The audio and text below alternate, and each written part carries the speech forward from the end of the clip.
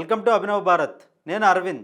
ఆంధ్రప్రదేశ్లో TDP party కొత్తగా జిల్లా అధ్యక్షులను అయితే నియమించడం జరిగింది.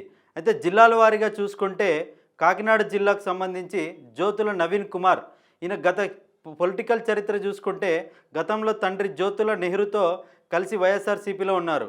ఈయన సీనియర్ నేత జ్యోతుల నెహ్రూ కుమారుడు కూడా.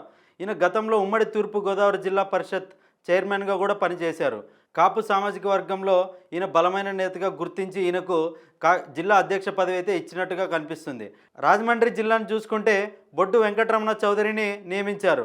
ఈయన రాజకీయ చరిత్ర చూసుకుంటే 2014లో వైఎస్ఆర్సీపీ తరపున రాజమండ్రి ఎంపీగా అభ్యర్థిగా పోటీ చేశారు. అయితే మాజీ ఎమ్మెల్సీ బొడ్డు భాస్కర్ రామారావు కుమారుడు ఈయన. అయితే ఈయన బిట్స్ పిలానీలో గ్రాడ్యుయేట్ కూడా చేశారు. ఈయన ప్రస్తుతం రూడా చైర్మన్గా బాధ్యతలు నిర్వహిస్తున్నారు. అమలాపురం జిల్లాను చూసుకుంటే గుత్తుల సాయిని నియమించడం జరిగింది. ఈయన రాజకీయ చరిత్ర చూసుకుంటే గతంలో ఈయన వైఎస్ఆర్సీపీ తూర్పుగోదావరి జిల్లా కీలక నేత.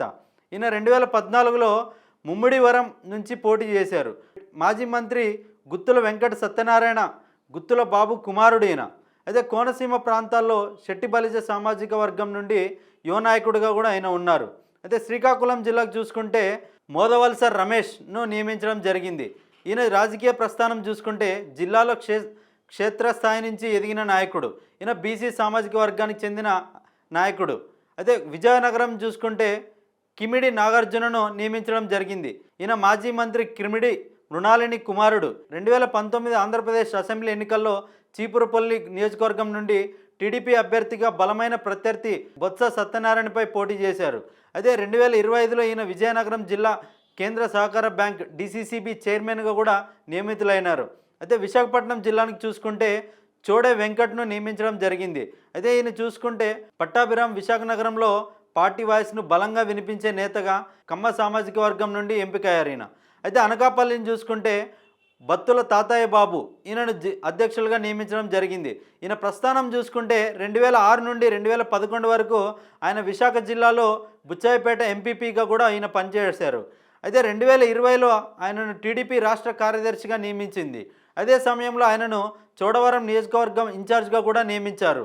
2024 ఏప్రిల్లో ఆయనను అనకాపల్లి పార్లమెంట్ నియోజకవర్గ జిల్లా టీడీపీ అధ్యక్షుడిగా నియమించారు. ఇటీవలే వెలువడినటువంటి అధ్యక్ష పదవిలో కూడా ఆయన మళ్ళీ ఉండడం గమనార్హం. అరకు జిల్లాకు సంబంధించి చూసుకుంటే మోజోరు తేజోవతి గారిని నియమించడం జరిగింది. ఈమె గిరిజన ప్రాంత మహిళా నాయకురాలుగా పనిచేస్తున్నారు. గత కొంతకాలంగా ఆమె పార్టీ అనుబంధ విభాగాల్లో చురుగ్గా పనిచేస్తూ అరకు ప్రాంతంలో టీడీపీ బలోపేతానికి కృషి చేస్తున్నారు. నరసాపురం జిల్లాను చూసుకుంటే మంతెన రామరాజు గారు నియమించబడ్డారు. అయితే ఈయనను చూసుకుంటే ఉండి మాజీ ఎమ్మెల్యే అయిన 2019 ఆంధ్రప్రదేశ్ అసెంబ్లీ ఎన్నికల్లో టీడీపీ తరపున ఉండి నియోజకవర్గం నుండి పోటీ చేసి గెలుపొందారు.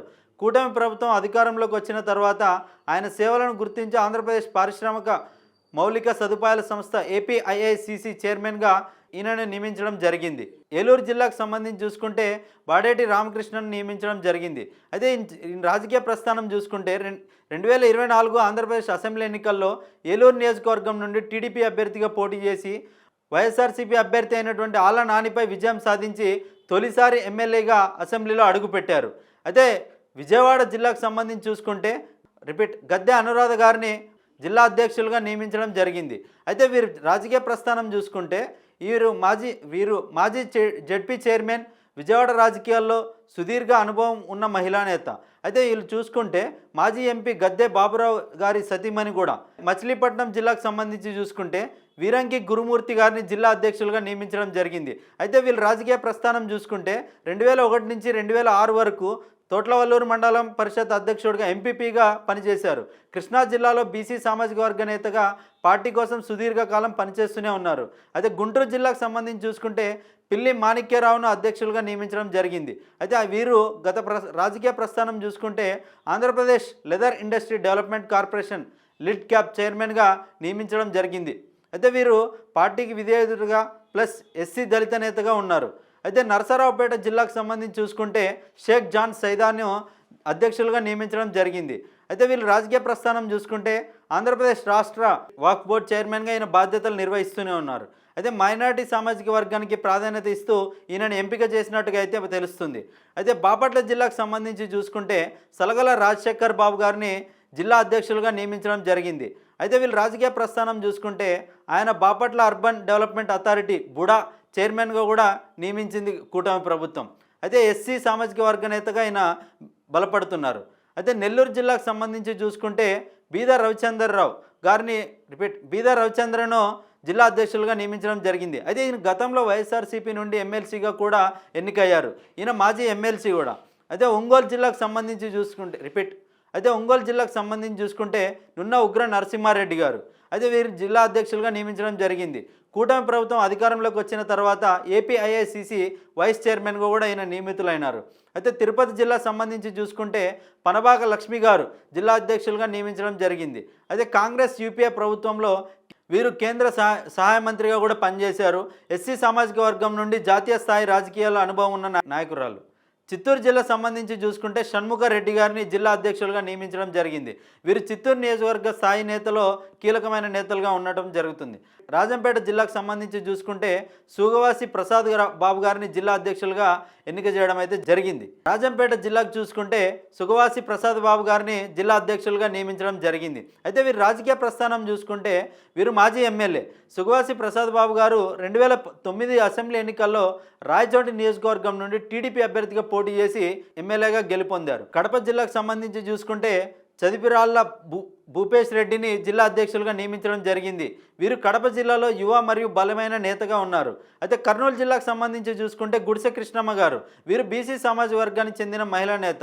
అయితే వీరి ప్రస్థానం చూసుకుంటే 2004లో ఆదోని అసెంబ్లీ నియోజకవర్గం నుండి టీడీపీ అభ్యర్థిగా పోటీ చేశారు. అయితే ఆ ఎన్నికల్లో కాంగ్రెస్ అభ్యర్థి అయినటువంటి వై సాయిప్రసాద్ రెడ్డి గారి చేతుల్లో ఓటమి పాలయ్యారు. అయినప్పటికీ పార్టీలో కొనసాగుతున్నప్పటికీ టీడీపీ ప్రభుత్వం గుర్తించి ఈ పదవిని అయితే ఇవ్వడం జరిగింది. అయితే నంద్యాల జిల్లాకు సంబంధించి చూసుకుంటే గౌరు చరితారెడ్డి గారిని జిల్లా అధ్యక్షులుగా నియమించడం జరిగింది. అయితే వీరు మాజీ ఎమ్మెల్యే కూడా ఉన్నారు. అయితే వీరి ప్రస్థానం చూసుకుంటే కాంగ్రెస్ నుండి 2004లో నందికొట్కూరు ఎమ్మెల్యేగా కూడా గెలుపొందారు. అదేవిధంగా వైఎస్ఆర్సీపీ నుండి కూడా 2014లో పాణ్యం ఎమ్మెల్యేగా కూడా వీరు పనిచేయడం జరిగింది. అనంతపురం జిల్లాకు సంబంధించి చూసుకుంటే పూల నాగరాజును జిల్లా అధ్యక్షులుగా నియమించడం జరిగింది. వీరు బీసీ కురుబ సామాజిక వర్గానికి చెందినటువంటి వారు. గతంలో వీరు ఉమ్మడి అనంతపురం జిల్లా పరిషత్ చైర్మన్గా పనిచేశారు.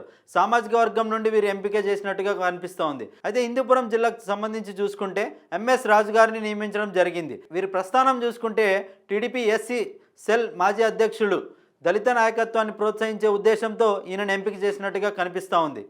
ఏదైతే టీడీపీ ప్రభుత్వం నారా చంద్రబాబు నాయుడు ఏదైతే జిల్లాల అధ్యక్షులు నియమించారో వీరిని చూసుకుంటే ఎవరైతే పదవులు దక్కక నిరుత్సాహంతో ఉన్నటువంటి వారు ఉన్నారో వారిని ప్రోత్సహించే ఉద్దేశంతో వీళ్ళని ఎంపిక చేసినట్టుగా అయితే కూడా కనిపిస్తూ ఉంది. Thank you.